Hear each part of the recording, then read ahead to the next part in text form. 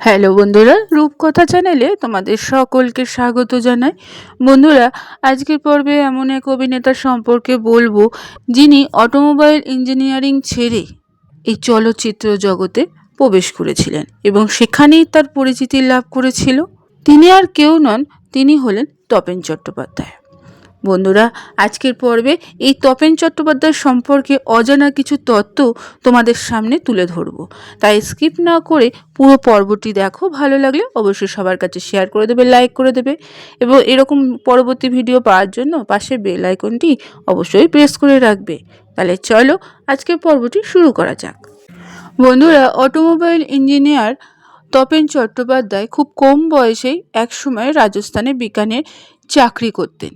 সেখানকার জিপসাম মাইন্সে রোজ 2 টাকা 2 আনার পারিশ্রমিক মিলত। বছর 2 চাকরি করার পর কলকাতায় ফিরে এলেন তিনি। তখন কি তিনি জানতেন যে ওই রাজস্থানেই এসেই তিনি জীবনের শ্রেষ্ঠ চরিত্রের জন্য শুটিং করতে হবে, তাও আবার সত্যজিৎ রায়ের পরিচালনায়? বন্ধুরা, একটা প্রবাদ বাক্য সবার মনে এখনও আছে, মহারাজা তোমারে সেলাম সেলাম সেলাম। সত্যজিৎ রায়কে মহারাজা বলেই অনেকেই সেলাম করত, কিন্তু যার মুখ থেকে এই গান প্রথম শোনা সেই ব্যক্তিকে একটু কাছ থেকে চিনে নেওয়া খুব প্রয়োজন এই আপামর বাঙালির। তপেন চট্টোপাধ্যায় সম্পর্কে বন্ধুরা তোমরা অল্প বিস্তর অনেকেই হয়তো জানো, কিন্তু অনেকেই আবার জানে না। তিনি গুপির জন্য সারা জীবন বাঙালির মননে সঙ্গে জড়িয়ে গিয়েছেন, কিন্তু গুপি বাদ দিয়ে ব্যক্তি তপেন চট্টোপাধ্যায় একজন আদ্যপান্ত দায়িত্ববান ভদ্রলোক এবং আমোদে মানুষ ছিলেন, সে কথাও জানা প্রয়োজন বাঙালির। অত্যন্ত বেছে বেছে সিনেমার চরিত্র করতেন তিনি, তাই তার ফিল্মগ্রাফিতেও 18টির বেশি ছবি নাম নেই, কিন্তু ওই তালিকায় চোখ রাখলে বোঝা যাবে যে তিনি কটি সিনেমায় অভিনয় করেছেন। তার মধ্যে অনেকগুলো কাল্টের তকমা পেয়ে গেছে। তপেন চট্টোপাধ্যায় বন্ধুরা জন্ম হয়েছিল 1938 সালে 3রা সেপ্টেম্বর কালীঘাটের মাইসোর রোডের বাড়িতে। নলিনী রঞ্জন ও শোভনা দেবী 5 সন্তানের মধ্যে তপেন চট্টোপাধ্যায় ছিলেন দ্বিতীয়। অর্থাৎ তপেন চট্টোপাধ্যায়ের বাবা ছিলেন নলিনী রঞ্জন চট্টোপাধ্যায় এবং মাতা ছিলেন শোভনা দেবী। তারা 3 ভাই 2 বোন। অটোমোবাইল ইঞ্জিনিয়ারিংয়ে স্নাতক তপেন চট্টোপাধ্যায়। প্রাথমিক শিক্ষা রাজেন্দ্র বিদ্যাভবনে এবং ছোট থেকেই অভিনয়ের দিকে ঝোঁক ছিল তার। 8ম শ্রেণীতে পড়ার সময় তপেন চট্টোপাধ্যায় প্রথম মঞ্চে অভিনয় করেছিলেন। নাটকের নাম ছিল অচলায়তন। ছোট্ট চরিত্র হলেও দর্শকের মনে দাগ কেটে কিন্তু গিয়েছিল তার অভিনয়। শীতকালে বা পুজোর সময় নাটকের জন্যই বারবার ডাক পড়ত তার। পরে শেখর চট্টোপাধ্যায়ের গ্রুপ থিয়েটারে তিনি যোগ দিয়েছিলেন। বন্ধুরা, এটা তোমাদের জানা দরকার যে তপেন চট্টোপাধ্যায়ের কাকা ছিলেন কবি বীরেন্দ্র চট্টোপাধ্যায়। সেই সুবাদেই তাদের বাড়িতে প্রায়ই কবিদের আড্ডা বসত। সুভাষ মুখোপাধ্যায়, জ্যোতিরিন্দ্রনাথ মৈত্র, সমর সেনরা তো থাকতই, তার সঙ্গে থাকতো সত্যজিৎ রায়। সেখানেই তিনি প্রথম দেখেন গুপিকে, অর্থাৎ তপেন চট্টোপাধ্যায়কে। যদিও সেই সময় ছবির কোনো স্ক্রিপ্ট তৈরি হয়নি। সত্যজিৎ রায়ের স্ত্রী বিজয়া রায় তার স্মৃতিচারণার সময় একটা কথা বলেছিলেন যে বাঘার চরিত্রে রবি ঘোষকে নেওয়া প্রথম থেকেই ঠিক ছিল, কিন্তু গুপির চরিত্রে কাকে নেবেন সত্যজিৎ রায় ভেবে কিছুতেই পারছিলেন না। অনেককে দেখানো হলো, এমনকি একজনকে স্ক্রিন টেস্টও দেওয়া হয়েছিল রবি ঘোষের সঙ্গে, যিনি এক ডেলি পেপারের সম্পাদকও ছিলেন। কোনো ফল হয়নি তাতে। চঞ্চল চট্টোপাধ্যায়ের ভাইয়ের ছেলে তপেন চট্টোপাধ্যায় সত্যজিৎ রায়ের বাড়িতে মাঝে মাঝেই আসত। সন্দেশ পত্রিকার সঙ্গে প্রথম দিকে ছিল তিনি।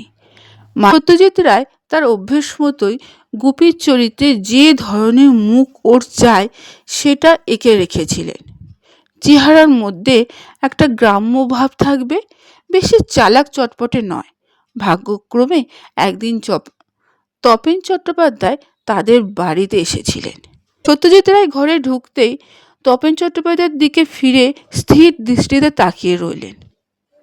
এই তো পেয়ে গেছি বলে তিনি বলে উঠলেন। তপেন চট্টোপাধ্যায় এর আগে মহানগর ছবিতেই একটি ছোট্ট ভূমিকায় অভিনয় করেছিলেন। সত্যজিৎ রায় যখন তপেন চট্টোপাধ্যায়কে জানালেন যে গুপির চরিত্রের জন্য ওকে ভাবা হচ্ছে, তখন তপেন চট্টোপাধ্যায় অবাক হয়ে গেছিলেন। বিশ্বাসই করতে পারছিলেন না তিনি। ওর মুখের সঙ্গে গুপির মুখ প্রায় মিলে গেছিল। আনন্দে আত্মহারা হয়ে গেছিলেন। বাড়ি ফিরতে প্রথমবার পক্ষে তপন সত্যিই অসাধারণ অভিনয় করেছিলেন, আর বিএফজে তে সর্বশ্রেষ্ঠ নতুন অভিনেতার জন্য পুরস্কৃতও হয়েছিলেন। গুপিবাঘা মুক্তি পাওয়ার পর তো রাতারাতি বিখ্যাত হয়ে গেছিলেন এই দুই কীর্তিমান অভিনেতা, অর্থাৎ রবি ঘোষ এবং তপেন চট্টোপাধ্যায়। ছবির মুক্তির ঘটনা নিয়ে সত্যজিৎ রায়ের স্ত্রী ব্যক্তিগতভাবে ডায়েরিতে লিখেছিলেন, 24শে নভেম্বর 1968 দিনটি মনে রাখার মতো, কারণ সকালে গুপিবাঘা দেখানো হলো। 30শে নভেম্বর 1968 তিনি লিখেছেন, প্রিয়াতে আবার গুপিবাঘা দেখানো হলো। তুলনা হয় না, বারবার দেখেও আশ মেটে না। পরে একথা তিনি আবারও উল্লেখ করেছেন। কাজেই এই ছবি মুক্তি পাওয়ার পর তপেন চট্টোপাধ্যায় গুপি নামেই তুমুল খ্যাতি পেয়েছিলেন। এমনকি বার্লিন থেকে গুপিবাঘার আমন্ত্রণও এলো। সত্যজিৎ রায়, বিজয়া ছাড়া রবি এবং তপেন চট্টোপাধ্যায়কেও যাওয়ার আমন্ত্রণ জানানো হয়েছিল। বন্ধুরা, আনন্দবাজারকে এক একান্ত সাক্ষাৎকারে তপেন চট্টোপাধ্যায় স্মৃতিচারণা করতে গিয়ে একবার বলেছিলেন, হঠাৎ একদিন মানিকদা সিগারেট অফার করেছিলেন। আমি কিন্তু করছিলাম। উনি বললেন, খাও না নাকি? খাও খাও, মরবে না। তুমি জন্মেছ গুপির জন্য। গুপির চরিত্রে অভিনয় করার জন্যই জন্ম হয়েছিল ঠিকই, কিন্তু তপেন চট্টোপাধ্যায়ের মৃত্যু হয়েছিল ফুসফুসে অসুখ এবং হাঁপানিতে। অনেক দিন ভুগছিলেন। কালীঘাট ছেড়ে কুদঘাট হয়ে তখন তারা গড়িয়ায় নিজস্ব বাড়িতে থাকতেন। 24শে মে 2010 সকালে গড়িয়ায় সেই বাড়ির কলঘরে হৃদরোগে আক্রান্ত হয়ে অচৈতন্য হয়ে যান তিনি। স্থানীয় এক নার্সিংহোমে নিয়ে যাওয়া হয়েছিল তাকে, এবং তাকে সেখানে মৃত বলে ঘোষণা করা হয়েছিল। সত্যজিৎ রায়ের প্রয়াণের পরই ওই মহান ব্যক্তিত্বের অন্তিম যাত্রা অভূতপূর্ব শরণাগমনের ধারা বিবরণী দেশ পত্রিকায় লিখেছিলেন তপেন চট্টোপাধ্যায় 1992 সালে 16ই মে। তার মানিকদার সেই অনন্ত লোকের পথেই স্ত্রী, 2 পুত্র, 1 পুত্রবধূ ও নাতনিকে রেখে 72 বছরের বয়সে গুপিও চলে গেলেন বহু দূরে। বন্ধুরা, তার মৃত্যু যেমন সাধারণ মানুষ মানতে পারেনি, তেমনি তাকে জীবন মরণ সকল দর্শক মনে রাখবে গুপি হিসাবে। হয়তো তার আসল নাম অনেকে ভুলে যাবে, কিন্তু তার চরিত্রে, যে চরিত্রে তিনি অভিনয় করেছিলেন, সেই চরিত্রকে আপামর দর্শক জীবন মনে রাখবে।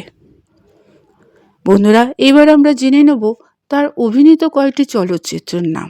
বন্ধুরা, তার অভিনীত চলচ্চিত্রগুলো হলো মহানগর, গুপিগাইন বাঘাবাইন, রূপসী, ধন্যী মেয়ে, শ্রীমান পৃথ্বীরাজ, ননীগোপালের বিয়ে, সঙ্গিনী, বিকেলে ভোরের ফুল, ঠগিনী, ভোলা ময়রা, হাতে হইল 3, গণদেবতা, আঁচল, হীরক রাজার দেশে, গুপিবাঘা ফিরে এলো, রবিবার, শ্রীমান ভূতনাথ, নরগুলজার প্রভৃতি ছবিতে তার অভিনয় দক্ষতা সকল দর্শককে আকর্ষিত করেছিল।